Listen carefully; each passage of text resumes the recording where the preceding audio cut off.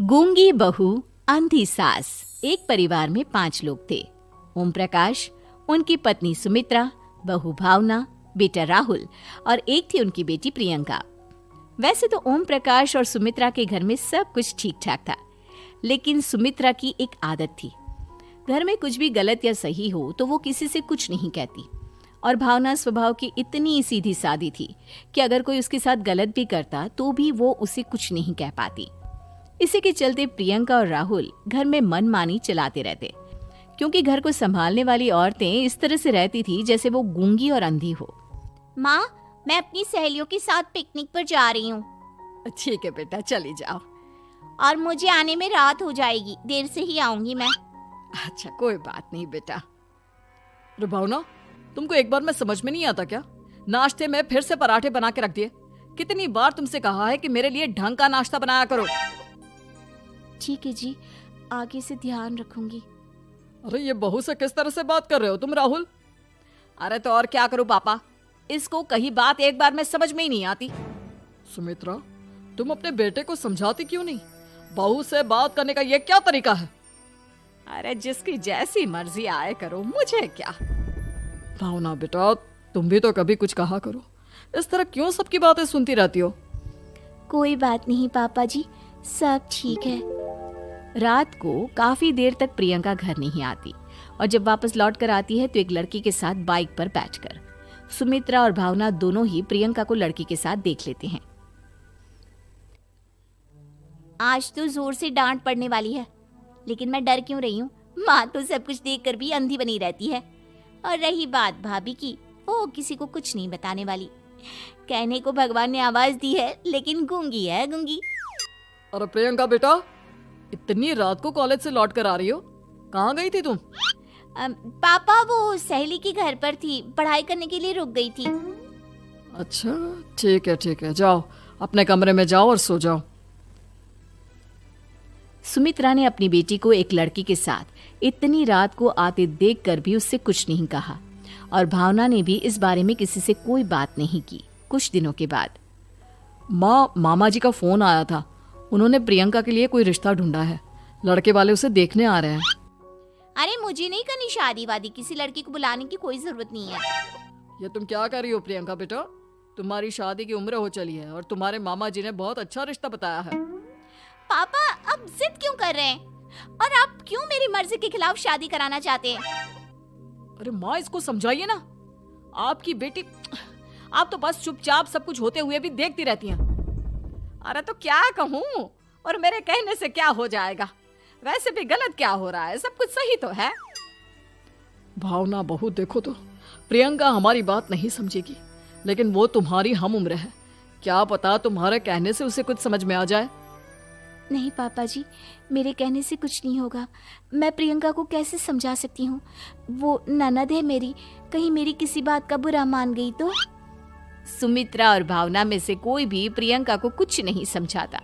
इस बात से राहुल और ओम प्रकाश जी दोनों ही परेशान हो जाते हैं। और फिर जब लड़का प्रियंका को देखने के लिए आता है, मुझे आपकी बेटी बहुत पसंद है, मैं उसके साथ शादी करने के लिए तैयार हूँ। देखो, मुझे तुमसे शादी नहीं करनी, और ये बात जितनी जल्दी समझ में आ जाए अच्छा रहेगा। अरे तो फिर आप लोगों ने मुझे यहाँ बुलाया ही क्यों? माफ कर दो बेटा, वो हमारी बेटी जरा गुस्से में है, हम उसे समझाने की कोशिश करते हैं। हाँ, देखिए आप नाराज मत होइए, वो तो उसने बस ऐसे ही कह दिया होगा। अरे कोई ऐसे ही कुछ कहता है क्या? और ये आपकी पत्नी और माँ, ये दोनों इस तरह चुपचाप क्यों बैठे हैं, जैसे इस घर के मेंबर ही ना हो? आपके घर में सब कुछ ठीक तो है ना? अरे सब कुछ ठीक है बेटा। सुमित्रा, समझाओ ना अपनी बेटी को। अरे क्या समझाऊं, क्या होगा समझाने से? सब ठीक ही तो हो रहा है, गलत क्या हो रहा है? भावना, प्रियंका को अंदर लेकर जाओ और उससे समझाओ कि कितना अच्छा रिश्ता है। इतना अच्छा लड़का है, इस तरह से बिहेव ना करे। नहीं जी, मैं किसी से कुछ नहीं कह सकती जी। अरे अजीब परिवार है, मुझे तो यहाँ से निकलना पड़ेगा। इस तरह से तो आपकी बेटी की शादी किसी से नहीं हो सकती। जिसके घर की औरतें गूंगी और अंधी बनकर बैठ जाए, उस घर का कुछ नहीं हो सकता। ओम प्रकाश और राहुल सुमित्रा और भावना की हरकतों की वजह से बहुत परेशान हो जाते हैं। एक दिन वो दोनों आपस में बात करते हैं।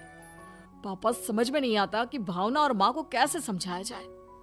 सही कहते हो बेटा, तुम और मैं काम के सिलसिले में सारा दिन घर के बाहर रहते हैं और घर की दोनों औरतें जिन्हें सारा घर संभालना चाहिए गूंगी और अंधी बनकर बैठी हैं।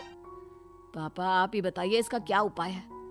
मेरी तो कुछ समझ में नहीं आता बेटा, लेकिन हमें कुछ तो करना पड़ेगा क्योंकि इन सब की वजह से प्रियंका बहुत ज्यादा बिगड़ती जा रही है। तुमने देखा उसने किस तरह से बिहेव किया था। अरे लेकिन पापा हम करेंगे क्या? हमें एक नाटक करना होगा। कुछ दिनों के लिए हम भी गूंगे और बहरे बन जाते हैं, उसके बाद इन दोनों औरतों को अकल आएगी। हाँ पापा, शायद आपकी बात ठीक है। हम दोनों हर बार बात को संभाल लेते हैं और इसी वजह से माँ और भावना कुछ भी करने की कोशिश ही नहीं करते। और फिर अगले दिन, भावना नाश्ते में क्या बनाया है? जी पराठे बनाए हैं। मेरे लिए पोहा बना दो। अच्छा जी ठीक है, अभी बना देती हूँ जी। बहू नाश्ते में क्या बनाया है? पापा जी पराठे हैं और पोहे बन रहे हैं। और बहू मुझे तो उपमा खाने का मन था, मेरे लिए उपमा बना दो। ठीक है पापा जी, अभी बना देती हूँ। भाभी जल्दी से जरा मेरा कॉलेज का टिफिन तो पैक कर देना। और सुनो, मुझे ना भिंडी की सब्जी खाने का मन है। सुमित्रा चुपचाप बैठी बैठी सब कुछ देख रही थी। उसने किसी से कुछ भी नहीं कहा और ये देखकर भावना को मन ही मन गुस्सा आ रहा था, लेकिन वो किसी से कुछ नहीं कह रही थी। उसे लग रहा था कि ओम प्रकाश जी जो हमेशा उसकी साइड लेते थे वो भी आज चुपचाप बैठे हुए थे। शाम के वक्त प्रियंका अपने बहुत सारे दोस्तों को लेकर घर आती है और उधर दूसरी तरफ से राहुल भी अपने ऑफिस के दोस्तों को लेकर घर आ जाता है। प्रियंका अपने कमरे में तेज म्यूजिक चलाकर डांस करती है और राहुल अपने दोस्तों के साथ बैठकर जोर जोर से हंस रहा था। प्रियंका और राहुल मिलकर पूरे घर को अस्त व्यस्त कर देते हैं, लेकिन भावना उनसे कोई शिकायत नहीं करती और सुमित्रा जी भी चुपचाप बैठी रहती है। लेकिन भावना और सुमित्रा के अंदर का गुस्सा धीरे धीरे बढ़ रहा था। फिर रात को ओम प्रकाश और राहुल एक दूसरे से बातें करते हैं। पापा हमने इतना कुछ किया फिर भी भावना कुछ बोलती ही नहीं और माँ भी कुछ गलत करने से किसी को रोकती ही नहीं। तुम चिंता मत करो बेटा, इन दोनों के अंदर का गुस्सा भर रहा है और बहुत जल्दी बाहर आने वाला है। अगले दिन, अरे बहू ये कपड़े धुले हैं या गंदे हैं? पापा जी कपड़े तो मैंने धोकर ही आपकी अलमारी में रखे थे। मुझे तो साफ नहीं लग रहे, एक बार और धो देना। प्रियंका मैं सोच रहा था कि तुम्हें उस लड़के से शादी नहीं करनी है ना, मत करो।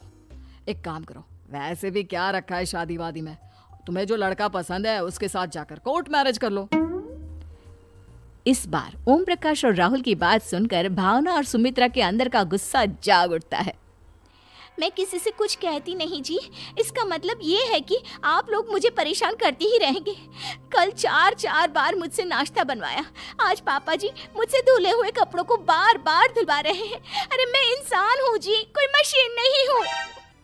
तुम दोनों ने मिलकर इस घर की कैसी हालत बना दी है और अपनी बहन को भागकर शादी करने के लिए कह रहे हो। तुम भाई हो या दुश्मन? ओम प्रकाश और राहुल जोर जोर से हंसने लगते हैं। अरे इसमें हंसने की क्या बात है? हम लोग यहाँ इतने परेशान हो रहे हैं जी, तुम लोगों को ऐसी हरकत करने के बाद भी हंसी आ रही है। ये क्या कर रहे हैं जी आप दोनों? यही तो हम चाहते थे कि सुमित्रा तुम अंधी होकर ना बैठी रहो। घर में कुछ भी गलत हो तो उसे रोकने की कोशिश करो। और भावना तुम अपने साथ हो रहे गलत व्यवहार पर भी कभी मुंह नहीं खोलती, ये सही बात नहीं है।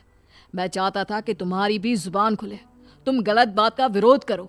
गूंगी बहू और अंधी सास की ये जोड़ी इस घर में अब नहीं चलेगी।